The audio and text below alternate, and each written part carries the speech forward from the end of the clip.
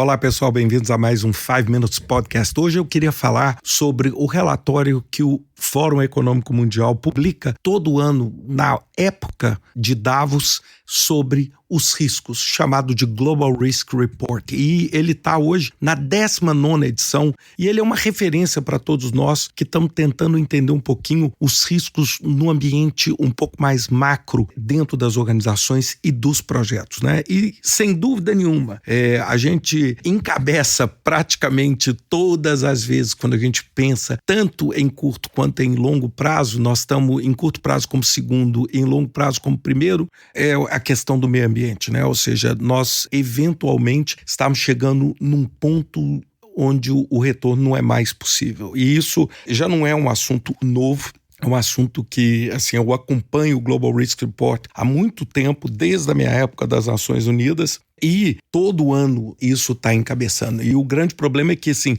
o longo termo, quando a gente fala em 10 anos, um dia os 10 anos passam e a gente começa a ver as consequências. Então nós estamos falando em catástrofes ambientais, em alagamento, em eventos radicais de temperatura, etc., que a gente já está experimentando. Esse é um risco absurdo, é super relevante, mas é um risco, vamos dizer, ele não é novo, ele é um risco que a gente já está vivendo ele há algum tempo, apesar de ainda existirem muitas pessoas céticas, é um risco que está aí há muito tempo, sem dúvida nenhuma, impactando a nossa vida. Agora, o que tem me chamado a atenção muito, e principalmente porque ele foi o número 1 dos riscos de curto prazo, e eu não tenho como não concordar mais, é o risco da misinformation e disinformation. É o quê? A falta de informação e a informação falsa. É quando a gente fala, e no relatório fala isso brilhantemente no início, é quando a verdade está sob pressão. Por quê? Porque existe uma combinação explosiva, que é a combinação de tecnologia que está evoluindo num ritmo jamais visto, com polarização, onde o que acontece? A produção de conteúdo falso, de versões deturpadas da realidade estão tomando conta. E a gente tem uma dificuldade de entender o seguinte, peraí, mas verdade é o que agora? O que é verdade? Então eu acho que essa é uma tendência enorme. E aí vocês vão falar assim, mas Ricardo, mas o que isso influencia o meu projeto? E aí a gente precisa abrir um pouco a nossa cabeça e pensar. Porque é o seguinte, uma das coisas mais importantes dentro do nosso ambiente de projeto é a gente entender como a informação flui dentro do nosso projeto. Como é que os stakeholders estão pensando, as partes interessadas estão pensando, como é que o meu fornecedor está pensando, como é que a comunicação flui. E quando você tem um caminho tão fácil e tão efetivo para espalhar falta de informação, para espalhar informação errada, você começa a ter uma dificuldade de entender o seguinte, afinal, verdade é o quê? O que é verdade dentro do meu projeto?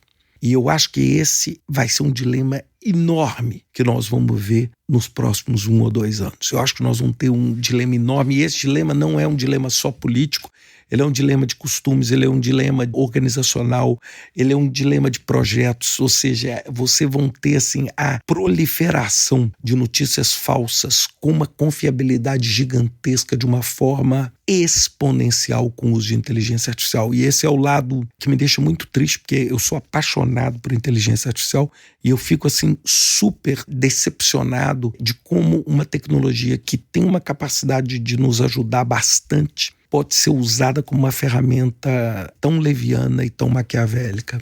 O terceiro, que me chama muita atenção também, é a polarização. E esse, o que mais me chama é porque eu gravei semana passada e eu falei exatamente sobre isso. Eu falei sobre o nosso desafio com a volatilidade e a polarização. E a polarização está aqui colocada como o terceiro item do curto prazo. Ou seja, nós estamos vendo uma sociedade tão polarizada que, assim, isso afeta a forma com que você recruta, a forma com que você faz propaganda do seu produto ou serviço, a forma com que você gerencia o seu projeto.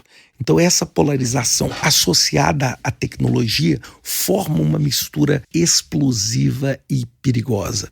Sem dúvida nenhuma, os outros dois que encabeçam a lista do curto prazo são a insegurança cibernética, que é ataque, ou seja, a partir do momento que a tecnologia toma uma conta tão grande de parte da nossa vida, bem, um ataque a essa infraestrutura nos deixa muito mais vulneráveis. Ou seja, os nossos projetos hoje, eles são praticamente conjuntos de bits e bytes. É muito mais do que tijolo e cimento. Então a gente precisa entender nisso. E o último é a questão do conflito, né? Nós tivemos conflito, estamos tendo conflito na Rússia com a Ucrânia, estamos tendo conflito entre Israel e Hamas e as coisas se espalhando de uma forma muito progressiva. Então, eu acho que é muito interessante. E o que mais me chamou a atenção, que assim, questões financeiras estão como 7º, como 9º, como 16º, ou seja, tão longe de estar perto. Se a gente pensar nos 5 primeiros de curto prazo, nós temos 2 tecnológicos, que é a falta de informação e a insegurança cibernética.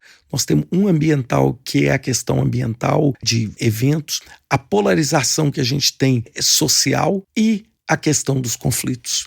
E quando a gente pensa no longo prazo, sem dúvida nenhuma, lá nos 5 primeiros, 4 deles são ambientais, porque não tem dúvida nenhuma de que o impacto de um processo ambiental, de destruição ambiental, ele é um impacto que a gente tem uma dificuldade de ver ele no curto prazo, mas ele é um impacto dramático no longo prazo. Bem, e o que eu queria sugerir a vocês?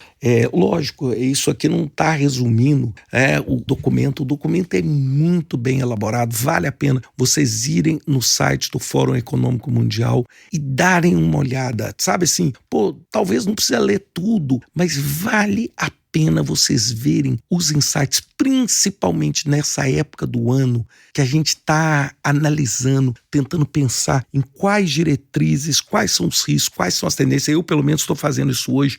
Vale a pena. O relatório tem 120 e poucas páginas, então ele é grande, mas não precisa ler tudo.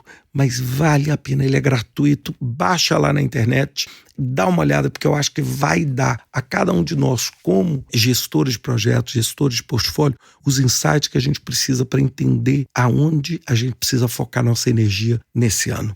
Bem, pessoal, espero que vocês tenham gostado desse podcast. Até semana que vem com mais um 5 Minutes Podcast.